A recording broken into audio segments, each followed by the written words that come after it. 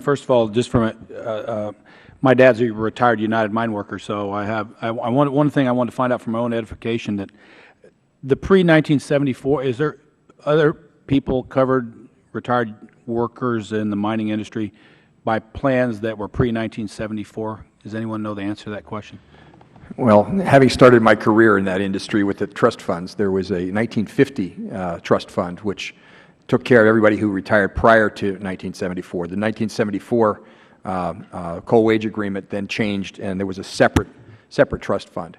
I haven't followed it that closely to know whether that 50 fund is still around. I would imagine there are still some widows that would be receiving benefits. Not too many miners, my guess would be. It's a long time for people who had that kind of a career and exposure to the occupational illnesses that are prevalent in that industry. But it may be that those liabilities were merged into the 1974 fund at this point. Could be. I just was talking to my dad over the weekend, and his impression is amongst his retired workers is that if they started in the coal industry before 74, they were okay, and that doesn't sound like that's the case. It depends on when you retired. So they need to be. I think it sounds like the UMWA needs to maybe message that to their retirees better about how critical this is that we work with them and with you all to make some changes because I think at least my dad has a false impression of that they're going to be okay regardless of what happens to this plan.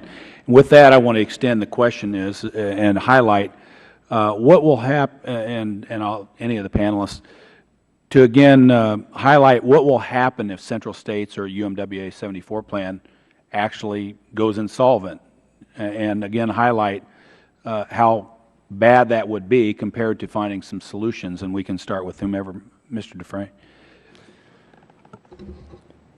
The slide, the graphic that the Chairman showed early is representative of what the PBGC trust would look like, their liabilities if those two trust funds fail, without any other types of intervention. I'm aware that the coal industry and members here and in the Senate are evaluating whether or not there are some other sources of revenue from the Coal Act that might be available to take care of some of the problems in the coal industry and with that plan, which, as I mentioned, had been affected by the Clean Air Act. Much of the production was pushed to the far west, and many of the jobs that were associated with that were lost over the last. I hate to interrupt, but in fact, that's yes. Exactly what happened to my dad's coal mine in Central Illinois. 900 employees at one time, and now is idle with 30 years of coal sitting below the ground. But not only what will happen to the PBGC, but as an individual worker, or an individual retiree, again highlight the difference of what you currently get if the plan stays solvent, but what you may get if it goes insolvent, and how critical it is to these workers that Congress really do something to try to prevent that from happening. If a worker who is receiving $2,000 a month or $3,000 a month, if the plan were to fail, the guarantee under the current statute would provide a maximum of $12,870 to a worker who receives who retired at age 65 with 30 years of service. If either of those are reduced, if you had less than 30 years, or if you retired before age 65, those guarantees are reduced. The formula is quite simple. It's 100% of the first $11 of accrual, 75% of the next 33. That's what the statute provides. However, it's been made abundantly clear by the PBGC that their insolvency targets, that they're headed for insolvency with no changes. There's a 30% chance in their exposure draft that will happen by 2022, and a 91% probability that they will be insolvent by 2032, which would mean they don't have any assets other than the current premiums that are being paid.